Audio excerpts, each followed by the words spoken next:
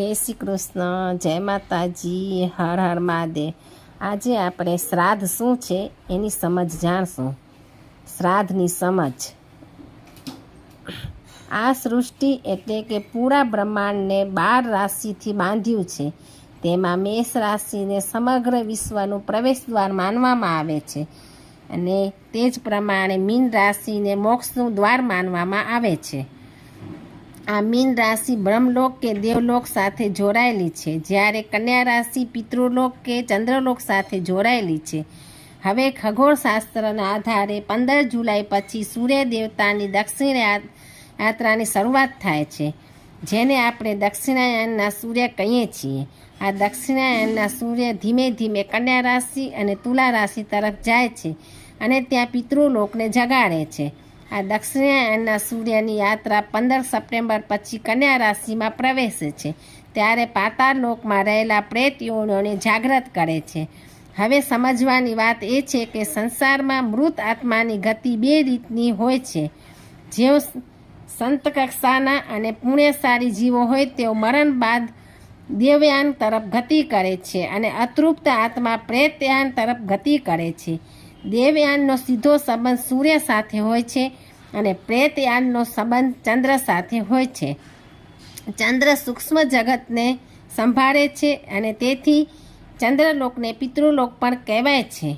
શાસ્ત્રમાં વર્ણવ્યા મુજબ ચંદ્રની 16 કળા છે। આ 16 કળા આપણા હિન્દુ પંચાંગની 16 તિથિ સાથે જોડાયેલી છે। પૂનમથી અમાસ 16 તિથિ હોય છે, તેમ સુદ અને વદની તમામ તિથિ રિપીટ થાય છે। આમ મૃત્યુ પછી આત્મા જે તિથિએ મરણ પામે તે મુજબ ચંદ્રની કળામાં સ્થાન પામે છે। એકમનું મરણ થયું હોય તે પહેલી કળામાં, તે મુજબ જે પણ તિથિએ મરણ પામે તે ચંદ્રની કળામાં સ્થાન પામે છે। જ્યારે સૂર્ય કન્યા રાશિમાં આવે છે ત્યારે ભાદરવા સુદ પૂનમ આવી જાય છે અને તે ચંદ્રલોકમાં પિતૃઓને જગાડે છે। તે સમયે ચંદ્રની 15મી કળાના દ્વાર ઉઘડી જાય છે અને તેમાં રહેલા પિતૃ પૃથ્વી પરના તેમના સંબંધીઓને ત્યાં જઈ શકે તેવી વ્યવસ્થા કરવામાં આવે છે।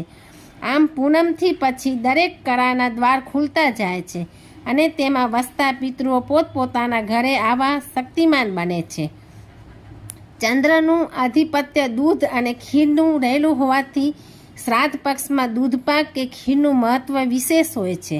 આમ દરેક પિતૃ તેમના નજીકના સ્વજન પુત્ર કે પૌત્રના ઘરે આવે છે અને શ્રાદ્ધ પામી સંતૃપ્ત થાય છે અને આશીર્વાદ આપતા જાય છે। જે પરિવાર કુટુંબની ઉન્નતિ કરે છે, જે પિતૃનું શ્રાદ્ધ કરવામાં નથી આવતું તે અતૃપ્ત અવસ્થામાં પાછા જાય છે અને મનોમન ઉદાસ બની જાય છે। તેનું વિપરીત પરિણામ કુટુંબને ભોગવવું પડતું હોય છે। આ અતૃપ્ત પિતૃ ફરી એકવાર અમાવસ્યાના દિવસે અચૂક પાછા પોતાના સ્વજનના ઘરે આવે છે, જેથી તેને આપણે સર્વ પિતૃ અમાવસ્યા કહીએ છીએ।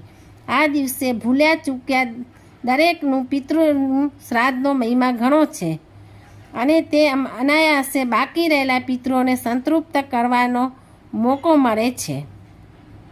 આથી દરેક પરિવારે શ્રાદ્ધ કરવું જ જોઈએ। તે દિવસે બ્રાહ્મણ, બહેન, દીકરી અને ભાણેજોને જમાડી શક્તિ મુજબ દક્ષિણા આપવાથી અને કાગવાસ નાખવાથી પિતૃને પહોંચે છે। આ હકીકત શાસ્ત્ર આધારિત છે અને સૌ જન આમાં શ્રદ્ધા રાખી કરે છે, માટે તેને શ્રાદ્ધ નામ આપવામાં આવ્યું છે। શક્ય છે કે આજના દિવસોમાં ઉપરોક્ત જ્ઞાનનું જો પણ કદાચ શ્રાદ્ધની પ્રવૃત્તિનું મહાત્મ્ય ખબર પડે તો આપણે શ્રાદ્ધ કરવું જોઈએ। પિતૃદેવો ભવ।